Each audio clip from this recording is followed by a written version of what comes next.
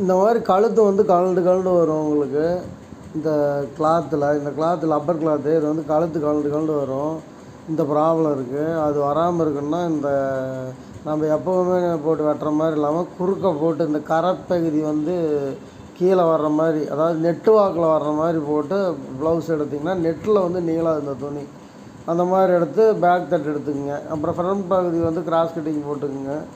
அப்புறம் கை வந்து இந்த மாதிரியே குறுக்கில் போட்டாலும் சரி, இல்லைன்னா நீங்கள் நெட்டில் எடுத்துட்டாலும் சரி, அதை எடுத்திங்கன்னா ப்ளவுஸ் வந்து கழுத்து கழண்டு கழண்டு வராது, நல்லாயிருக்கும். முடிஞ்சால் ட்ரை பண்ணி பாருங்கள். லைக் பண்ணுங்கள், ஷேர் பண்ணுங்கள், சப்ஸ்கிரைப் பண்ணுங்கள்.